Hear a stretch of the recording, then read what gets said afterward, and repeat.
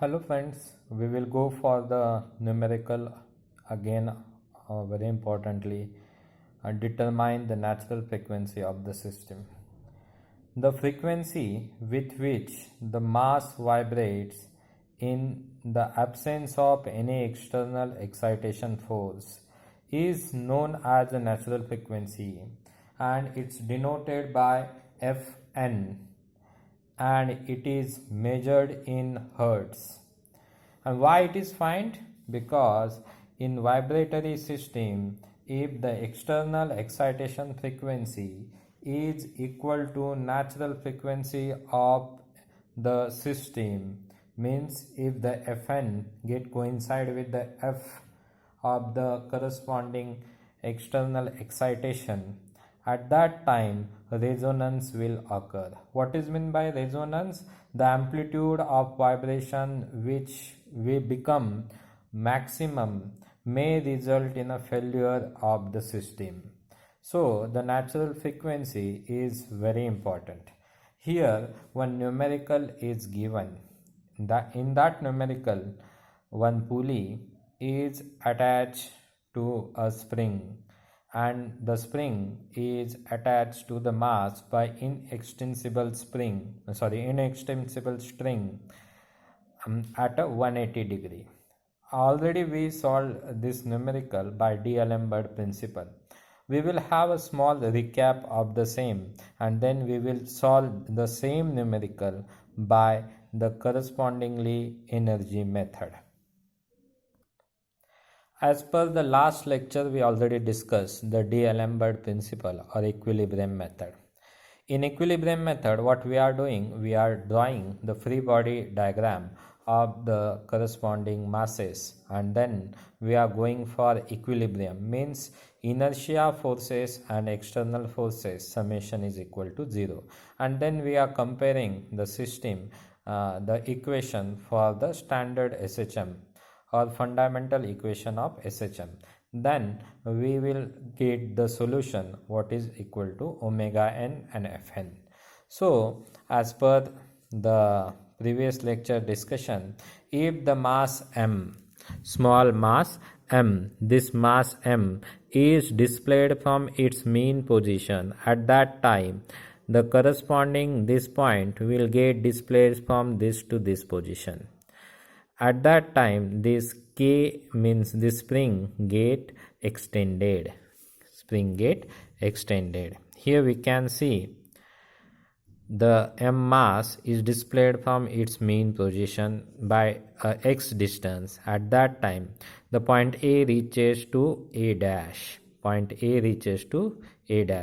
and it having approximately equation as x, and that x is equal to r sin theta, as it is very small angle, so x is equal to r theta, and the same x displacement or stretching is occur in a spring.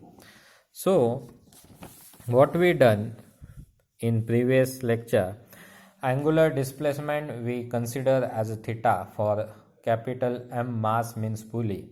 Then the angular velocity theta dot, angular acceleration theta double dot. Similarly, we seen the corresponding linear displacement of small mass m is equal to x is equal to r theta. Velocity x dot r theta dot. X double dot is a acceleration, and which is equal to r theta double dot. Again we seen its free body diagram. Here the motion was downward, so the inertia force was upward. So m, mass into acceleration force, is acting upward. The tension T is acting upward. So motion downward, mass into acceleration is upward, and tension T is upward. So according to D'Alembert principle, inertia forces plus the system forces is equal to 0.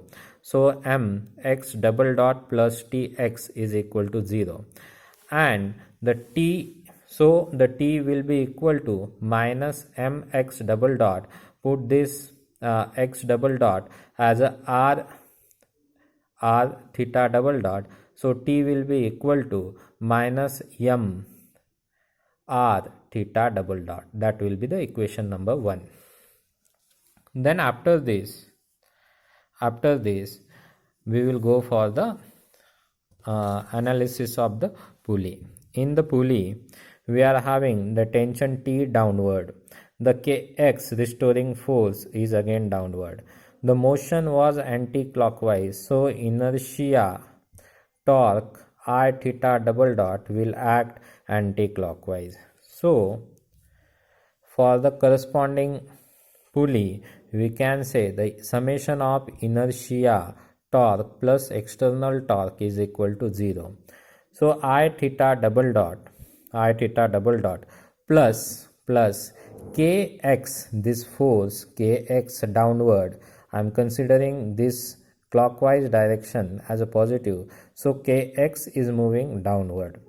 So for as Kx is moving downward, so torque will be considered as a positive, and this Kx into perpendicular distance means r, so Kx into r. Similarly, the tension T gives you anti-clockwise motion, so tension T into r, that will be the torque and that will be anti-clockwise, so it is negative. T into r is equal to 0. So by rearranging the term, we got the corresponding equation I theta double dot plus Kx r square theta plus m r square theta double dot is equal to 0. Again, after rearranging the corresponding terms, we solved this numerical and we got the theta double dot plus the value into theta is equal to 0. And by comparing this with the fundamental equation of SHM, then the omega n will become the square root of k by m by 2 plus m radians per second. Similarly, Fn 1 upon 2 pi square root of k by m divided by 2 plus m hertz. This is known as a D'Alembert method, D'Alembert principle, or the correspondingly we can say it is also known as the equilibrium method. Now today we will start the corresponding numerical, same numerical we will solve by energy method. So for the energy method, all assumptions are we are considering the same. Only the very important thing, the kinetic energy plus potential energy present in a system is remains constant, means total energy in a system will remains constant. This is the basic thing we are considering, means the derivative of total energy is equal to derivative of constant, which will be equal to 0. That is a fundamental consideration we are taking. So what are the kinetic energy present within this system?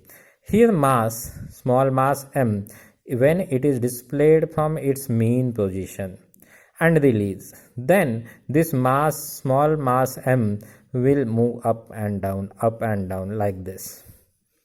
Okay, so there will be a kinetic motion, means kinetic energy is present in this mass.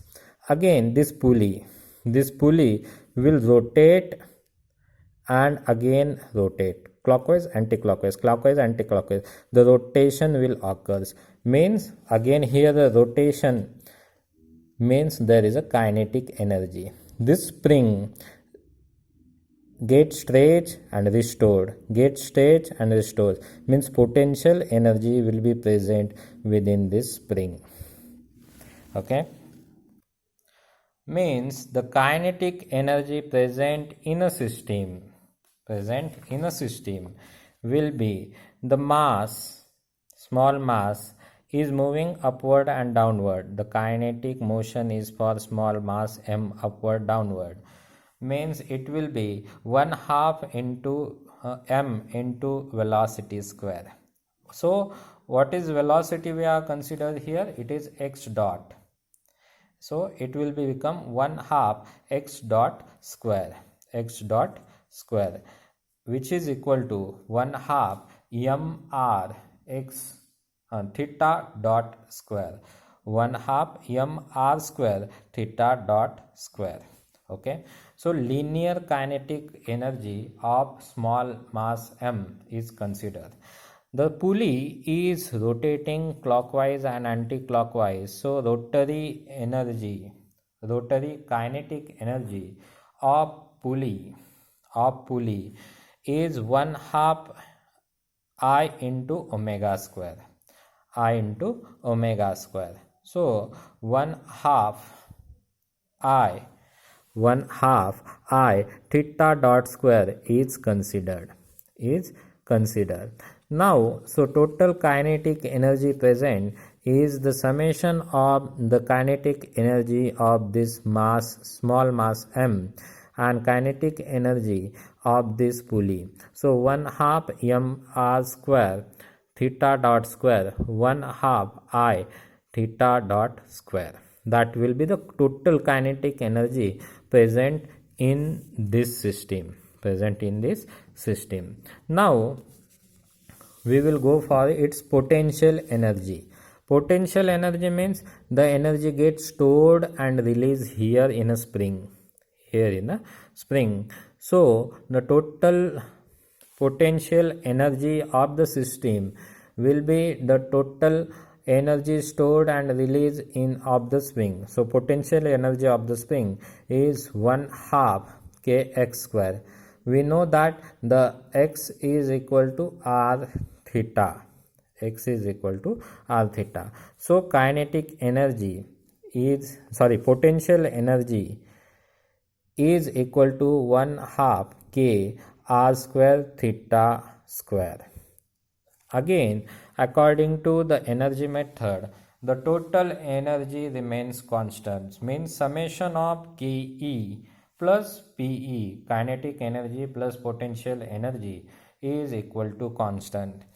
If we are taking the derivative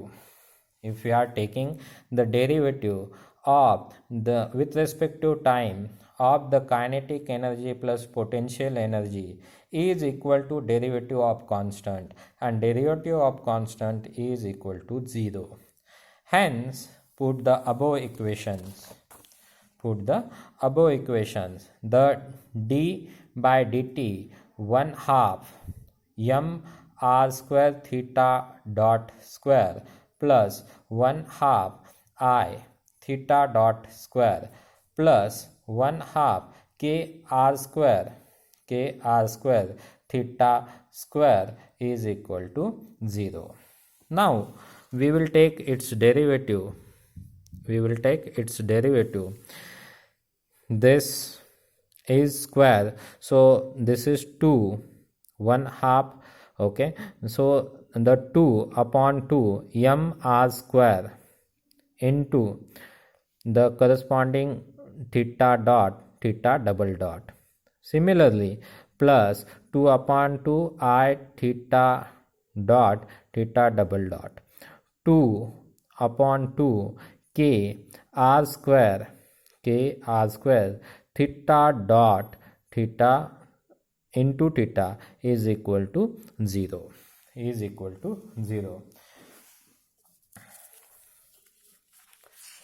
So from this last equation, we can write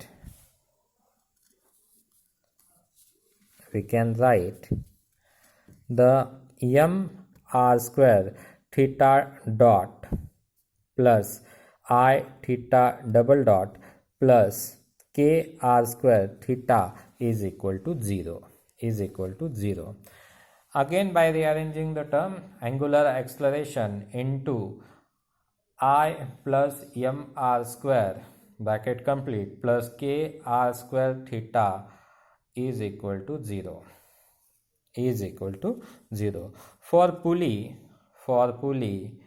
the I means the moment of inertia, I is equal to 1/2 into mass into radius square, So 1/2 into capital M into R square will be the for I will be the for the pulley. So put the value of I and we will got the angular acceleration into m divided by 2 r square m plus m r square bracket complete plus k r square theta is equal to 0. Okay, so r square can be cancelled, and by rearranging the term, angular acceleration plus k divided by m by 2 plus m into theta is equal to 0. Again, by comparing with the fundamental equation of SHM. What is fundamental equation of SHM? Angular acceleration plus natural frequency square and into theta means angular displacement is equal to 0. So by comparing this equation with this fundamental equation of SHM, we can write the omega n square is equal to this value.